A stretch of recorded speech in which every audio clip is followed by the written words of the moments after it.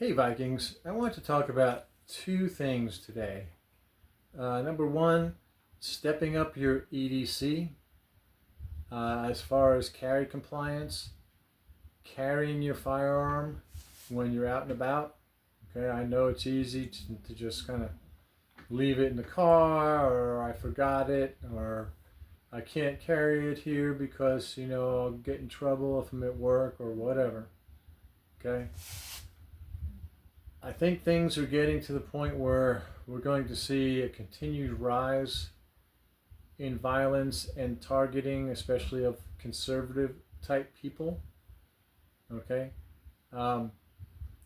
And you are the first line and maybe the last line of defense for your loved ones and for those around you, possibly. Okay? And I'm actually primarily right now speaking to the men that are watching. For better or for worse, guys, we are the ones who are the primary first line of defense for our families. Okay? That's your job. That's your job. Not someone else's job, not 911's job, not the government's job. It's your job, men. And that's not saying anything that against the women. I think you should be carrying too.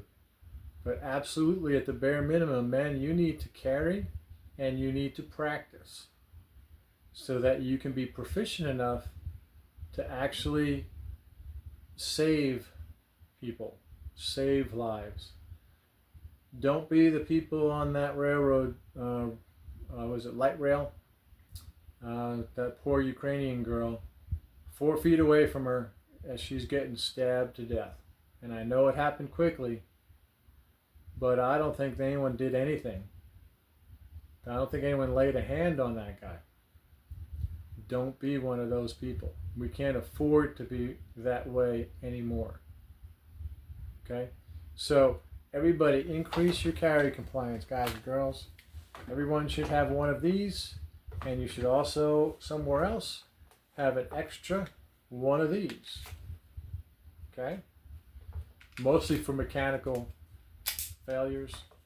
It's much easier to drop out a magazine, throw in another one, rather than fumble around and try to figure out what's wrong with this one. Okay?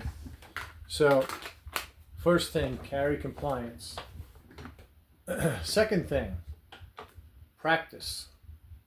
Okay, practice. And I know people are going to go, well, I can't go to the range. It's hard to go to the range. And I belong to a range, and it's a pain to go to the range. It's a half hour away, so it's an hour drive each, both ways, or total. It's hot. It's 103, and you got other things to do. But you got to get in some range time as well. But 2-3 times a week, you guys should be dry firing. And there's lots of techniques for dry firing. There's lots of things that can help you. Rather than do what I did tonight, which we all do need to do, I spent about $55, 100 rounds of full metal jacket, 115 grains, and then 115 grain hollow points. Okay, 125 rounds. These are expensive, these hollow points, but this is what you need to be carrying when you're out and about in any places that have a lot of people. Okay. Full metal jackets, great for practice. When you buy your hollow points and your full metal jackets, make sure they're compatible as far as size. Like I shoot 115 grain 9mm. So my hollow points are 115. My full metal jackets are 115. Okay? Because both these are going to have a slightly different point of aim, point of impact. Okay? They're going to hit a little bit differently.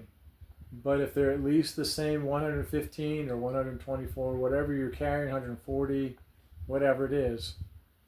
If you're a 45 guy, it's going to be 230 grains or whatever. Make sure the hollow points equal the full metal jacket practice rounds. So your point of aim, point of impact is the same. Save yourself some money. Save yourself some time at the range. get snap rounds, okay? And what these guys are is this one is in 410, okay? But you just put these in there and it just acts like a fake bullet, and you can just spend your time pulling the trigger. Boom, practice your trigger pull, okay? They load up just like any other bullet. So if I've got my 9mm here, okay,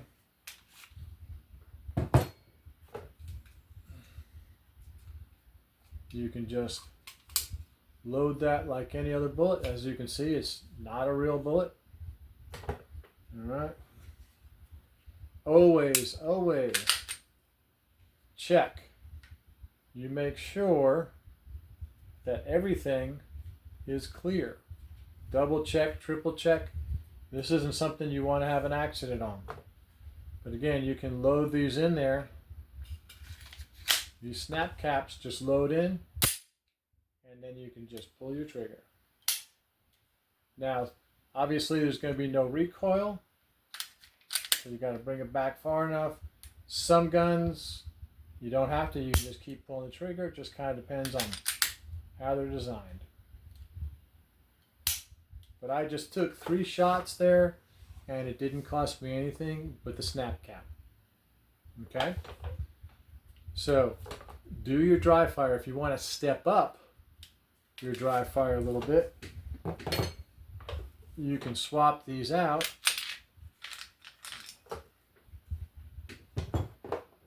Swap out a snap cap for a laser bullet. And there's 9mm, and that one's 223 5.56. Okay. And what these guys do, they have a little pad on the back that your firing pin hits. Okay. And hopefully it comes out on camera. But what it does is it shoots a little red laser out there.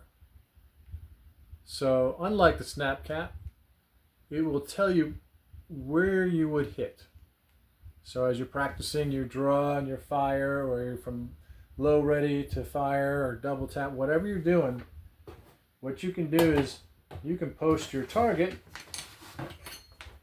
something like one of these targets that tell you what you're doing wrong, okay? You know, so that little red flash will hit wherever you're hitting. And a lot of times what I'll do is I'll set my camera up so that I can video it, and then I can watch it later and I can see, you know, what am I doing? Am I staying down here? Am I staying down here? What am I doing here?